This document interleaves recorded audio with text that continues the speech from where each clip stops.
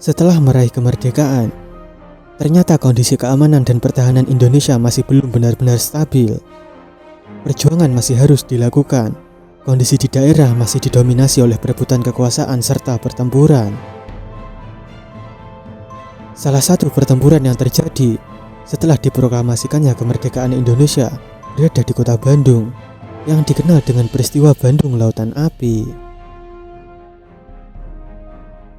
Dikutip dari buku Sejarah Nasional Indonesia 4 tahun 2008, karya Janot Pusponegoro, Bandung Lautan Api diawali dengan datangnya pasukan sekutu di bawah Brigade McDonald pada 12 Oktober tahun 1945. Sekutu yang datang ke Indonesia meminta seluruh senjata api yang dimiliki penduduk sipil, kecuali milik Tentara Keamanan Rakyat dan polisi, harus diserahkan kepada pihak sekutu. Kondisi kota Bandung semakin memanas saat orang-orang Belanda yang baru saja bebas dari kamp tahanan mulai mengacaukan keamanan. Akibatnya bentrokan antara sekutu dan TKR tak dapat dihindari di kota Bandung. Pada malam hari tanggal 24 November 1945, TKR dan badan-badan perjuangan lainnya melancarkan serangan terhadap markas-markas sekutu di kota Bandung, termasuk Hotel Homan yang menjadi markas besar tentara sekutu di Bandung.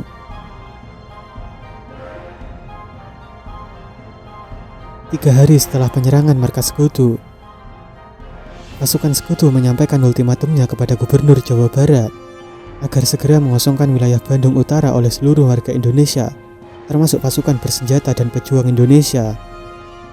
Ultimatum tersebut harus dilaksanakan selambat-lambatnya pukul 12.00 pada tanggal 29 November 1945. Dengan adanya ultimatum tersebut, sekutu membagi kota Bandung Utara menjadi wilayah kekuasaan mereka, sedangkan bagian Bandung Selatan dikuasai oleh pemerintah Indonesia. Pasukan sekutu di kota Bandung juga berusaha membebaskan interniran Belanda di Ciater. Selain itu, sekutu juga terlibat dalam pertempuran dengan pasukan Indonesia di wilayah Lekong Besar. Memasuki awal tahun 1946, pertempuran semakin berkobar secara sporadis. Selama pertempuran berlangsung, banyak serdadu India yang merupakan bagian dari pasukan sekutu melakukan desersi dan bergabung dengan pasukan Indonesia.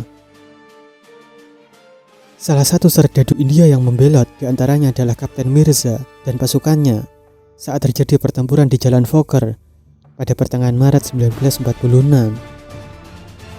Tak lama kemudian, pihak sekutu menghubungi Panglima Divisi 3, Jenderal Abdulharis Nasution, meminta agar pasukan India tersebut diserahkan kembali kepada sekutu, tetapi Jenderal Nasution menolak.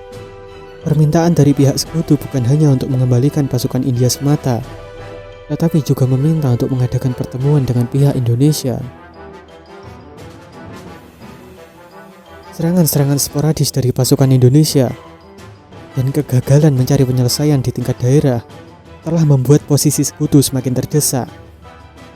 Kemudian pasukan sekutu memutar otak dengan melakukan pendekatan terhadap pihak petinggi pemerintahan Indonesia. Pada tanggal 23 Maret 1946, sekutu menyampaikan ultimatum kepada Perdana Menteri Syahrir agar selambat-lambatnya pada pukul 24.00 pada tanggal 24 Maret 1946, pasukan Indonesia sudah harus meninggalkan kota Bandung Selatan sejauh 10-11 km dari pusat kota. Menanggapi ultimatum tersebut, Syahrir menugaskan Syafruddin Prawira Negara dan Mayor Jenderal Didi Kartasasmita agar hadir ke kota Bandung. Baik Jenderal Mayor Nasution maupun aparat pemerintahan menolak ultimatum dari pihak sekutu karena sangat mustahil memindahkan ribuan pasukan dalam waktu yang sangat singkat. Mereka akhirnya menemui Mayor Jenderal Hawthorne, meminta agar batas ultimatum diperpanjang. Sementara itu, pihak sekutu terus menyebarkan pamflet berisi tentang pemberitahuan ultimatum tersebut.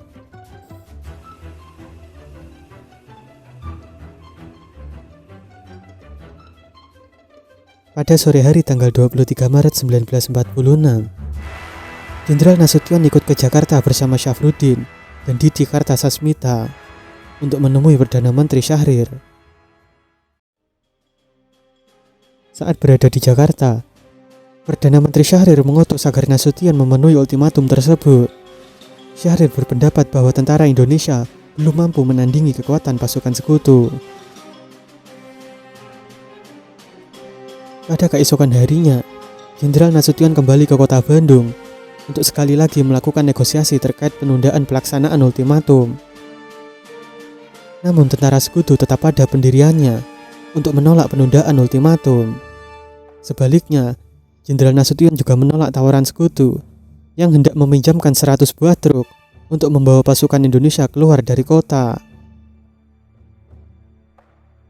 Dalam pertemuan yang diadakan Nasution dengan para komandan TRI, para pemimpin Laskar Perjuangan dan aparat pemerintahan telah mencapai kesepakatan untuk membumi hanguskan kota Bandung sebelum kota itu ditinggalkan. Pada awal rencananya, bumi hangus kota Bandung akan dilakukan pada tanggal 24 Maret pukul 00. Namun setelah dipertimbangkan kembali, bumi hangus Bandung dilaksanakan lebih awal, yakni pukul 21.00 atau jam 9 malam. Dilansir dari laman resmi kompas.com, pembakaran dilakukan bersamaan dengan keluarnya mereka dari kota Bandung. Peristiwa itu dilakukan oleh 200.000 orang dalam waktu 7 jam. Hal tersebut akhirnya membuat sekutu tak dapat memakai kota Bandung sebagai markas militer. Akibat pembakaran tersebut, seketika itu Bandung dipenuhi dengan api yang berkobar. Dan oleh karena peristiwa itu, hari itu telah dikenang oleh bangsa Indonesia dengan peristiwa Bandung Lautan Api. Semua jalan keluar mulai dari selatan Cimahi sampai ujung Berung di timur dipenuhi oleh rakyat yang mengungsi. Bahkan puluhan ribu rakyat hanya bisa membawa sedikit harta yang bisa diselamatkan. Hujan turun rintik-rintik sepanjang malam. Langit terang benderang oleh lautan api, dan udara dipenuhi oleh ledakan dan tembakan. Peristiwa tersebut disambut di Yogyakarta dengan protes. Mengapa kota Bandung tak dipertahankan sampai titik darah terakhir? Nasution mengatakan bahwa bagaimanapun tentara rakyat Indonesia yang hanya punya 100 pucuk senapan efektif tak mungkin dapat menangkis divisi ke-23 dalam ruangan yang begitu sempit.